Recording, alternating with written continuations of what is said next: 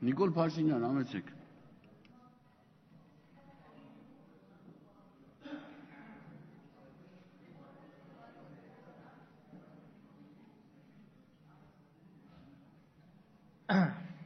Շնորհակալություն, տիկնակ եւ պարոնայք,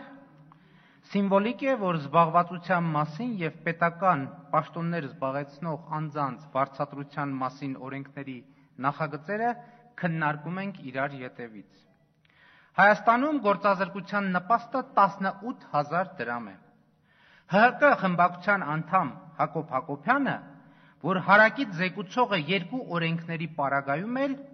գործազրկության հարցի քննարկման ժամանակ հստակ տարընթերցումների տեղիք չտվող հայտարարություն արեց։ Անբարոյականություն է գործազուրկին 18,000 դրամ նպաստ առաջարկելը, ասաց նա։ Եվ ինչպես լուծեց ազգային ժողովը բարոյական այս թնջուկը, բռնեց եւ վերացրեց գործազրկության նպաստի ինստիտուտը, իհարկե կառավարության առաջարկությամբ։ Եվ ահա սրանից բառացիորեն ժամեր անց ազգային ժողովը քննարկում է Սերժ Սարգսյանի աշխատավարձը 203%-ով բարձրացնելու, այսինքն 436,000 դրամից 1,322,000 դրամ դարձնելու, Տիգրան Սարգսյանի եւ Հովիկ Աբրահամյանի աշխատավարձերը 373,000 դրամից 1,190,000 դրամ դարձնելու, այսինքն 218%-ով բարձրացնելու մասին հարցը։ Նրանք այն մարդիկ են, որոնց այսօրվա պաշտոնում գտնվելու ընթացքում աղքատությունը Հայաստանում 27,6%-ից աճել հասել է 35%-ի, արտագաղթը ահագնացել։ Կարելի է կարծել, որ այս պաշտոնյաները խեղճ են եղել փողից։ Ցածր աշխատավարձ են ստացել, դրա համար է նրանց պաշտոնավարման հետևանքները աղետալի Հայաստանի համար։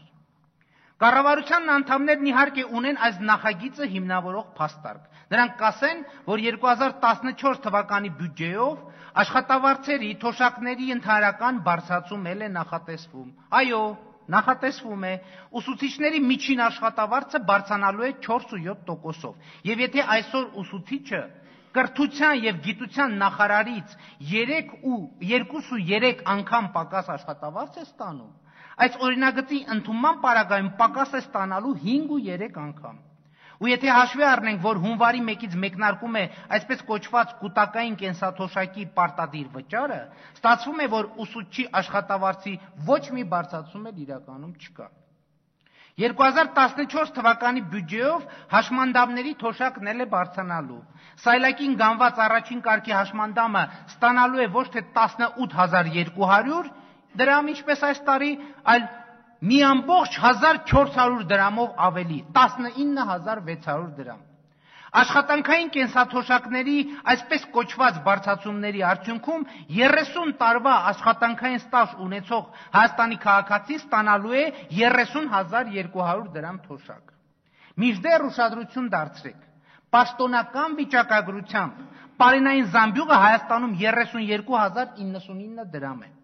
Այսինքն 30 տարի աշխատած մարդու թոշակը նրան չի հերիքելու նույնիսկ իր անձի ամենահամեստ պարենային պահանջները բարելավելու համար։ Տիկնակ եւ պարոնայք, Հայաստանում այսօր 1,146,000 մարդ պաշտոնական վիճակագրությամբ աղքատ է, ու այդ մարդիկ ամեն օր լուրի են սպասում, թե ինչ կանի այսպես կոչված քաղաքական էլիտեն իրենց հուսահատության ճիրաններից ազատելու համար։ Եվ այսօր նրանք կստանան ճակերտավոր բարի լուրը, որ քաղաքական էլիտան որոշել է բարձրացնել ինքն իր աշխատավարձը։ Ինչ է սա, եթե ոչ ցինիզմ, աղքատության, արտագաղթի ու հուսահատության ֆոնին։ Սա ոչ այլ ինչ է, քան ցինիզմ, եւ սա ասում եմ հատուկ բոլոր նրանց համար, ովքեր փորձում են կամ կփորձեն իմ դիրքորոշումը որակել որպես պոպուլիստական։ Ինչու պիտի բարձրանա, ասենք, Սերժ Սարգսյանի աշխատավարձը 2008 թվականի մարտի 1-ին Երևանը տանկերով օկուպացնելու, թե Եվրոպաներում ու Ռուսաստանում Հայաստանը ծաղրի առարկա դարձնելու համար։ Ինչու պիտի բարձրանա Տիգրան Սարգսյանի, մշակույթի եւ քաղաքաշինության նախարարների, դատախազների ու ոստիկանների աշխատավարձերը, որ նրանք համրի նման հետևել են, թե ինչպես է օլիգարխը քարուքանդ անում մշակութային արժեքը։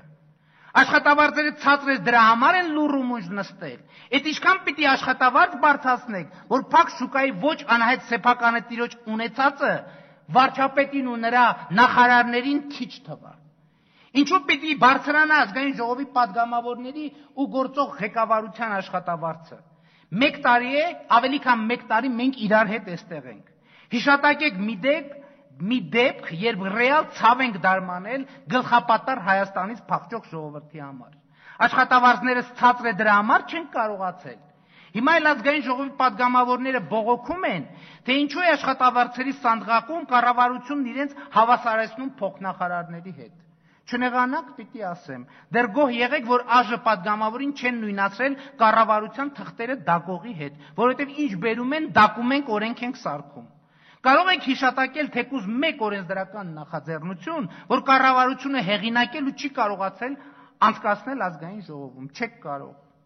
Ֆինանսների նախարարն ի դեպ падգամավորների աշխատավարձերը 99%-ով բարձրացնելու հիմնավորում բերեց, թե դա կօգնի падգամավորին առավել անկախ լինել։ Անկեղծ ասած, սա ինձ հիշեցրեց Օստապ Բենդերի հայտնի հարցը Շուրա Բալագանովին։ Շուրա, իսկ որքան է ձեզ հարկավոր երջանիկ լինելու համար։ Կառավարության տրամաբանությամբ ուրեմն падգամավորին անկախ լինելու համար չի բավականեցնում ընդամենը 329,805 դրամ։ Հենց այսքանով են պատրաստվում բարձրացնել падգամավորի աշխատավարձը եւ փաստորեն նույնիսկ ընդդիմությունն է համաձայն ըստ տրամաբանությանը։ Իդեպ աշխատավարձի եւ անկախության կապի մասին 5 տարի առաջ այստեղ քննարկում է եղել դատավորների եւ դատախազերի աշխատավարձերը բարձրացրել են, որպեսզի Հայաստանում ունենանք անկախ դատական համակարգ։ Տեսնում ենք ինչ դատական համակարգ ունենք։ Իմ կողմից շատ հարգված գործընկերս ասում է, որ իրենք լինելով ընդդիմության մեջ կողմ են այս օրենքի նախագծին, որ կողմ են հասկանալի է, բայց եկեք նորից նայենք ընդդիմություն լինելու հարցը։ Իմ համեստ, իմ անձնական համեստ պատկերացմամբ, ընդդիմություն լինելով եւ Պրոշյանի գյուղապետ Հրաչ Մուրադյանի սպանության թիվ 1 պահանջատերի դերում հանդես գալով չեն գնում եւ կողմ քվեարկում Ավետիք Բուդաղյանի սպանությունը պարտակած դատախազի թեկնածուին եւ ոչ էլ համաձայնում եմ դեսպանի պաշտոն ստանձնել։ Սա իմ իջայլոց պարզապես փաստերը ճշգրտելու համար։ Եվ ինչու պետք է բարձրանա դատախազի աշխատավարձը էլիտար սպանությունները պարտակելու գործում գնացած հաջողությունների համար։ Տիկնայք եւ պարոնայք, ես չեմ կարող կողմ քվեարկել այս օրենքի նախագծին, ոչ այն պատճառով, որ չեմ ուզում աշխատավարձս բարձրանա, այլ որովհետև ունեմ 3 հիմնավոր պատճառ։ Պատճառ առաջին, եթե վաղը փողոցում հանդիպեմ 30 տարվա ստաժ ունեցող իմ ուսուցչին եւ նա հարցնի, ինչու իրենց թոշակը այնքան չենք վճարում, որ գոնե հաց ու ջրին հերիքի, իսկ իմ աշխատավարձը կրկնապատկելուն կողմ եմ քվեարկել, ես չեմ կարողանա պատասխանել նրա հարցին։ Իմ պատկերացումը հետևյալն է, պետական պաշտոնյաների աշխատավարձերի բարձրացումը տոկոսային առումով չի կարող լինել ավելին, քան հաշմանդամի կամ ծնողազուրկ երեխայի նպաստինն ու թոշակինը, տոկոսային առումով։ Երկրորդ, այս փաթեթով առաջարկվում է բարձրացնել այն մարդկանց աշխատավարձը, որոնց մոտավորապես 70%-ը ներգրավված են ընտրությունները կեղծելու, քաղաքական հետապնդումներ իրականացնելու գործին եւ դերակատար են երկիր ես հուսահատ ու փակուղային վիճակին հասնելու հարցին ու չեմ կարող դիրքորոշում չարտահայտել նրանց արածի ու չարածի կապակցությամբ։ Եվ վերջապես երրորդ, չեմ կարող քվեարկել Սերժ Սարգսյանի, Հովիկ Աբրահամյանի, Տիգրան Սարգսյանի աշխատավարձը բարձրացնելու օգտին, որովհետև եթե անեմ դա կնշանակի ընդունում եմ, որ նրանք արժանի են աշխատավարձերի բարձրացման։ Իսկ ես կարծում եմ, որ իրականում ոչ միայն արժանի չեն, այլ համարում եմ, որ նրանք արժանի են անհապաղ պաշտոնանկության լավագույն դեպքում։ Շնորհակալություն, ուշադրության համար։ Լևոն Մարտիրոսյան, համեցեք։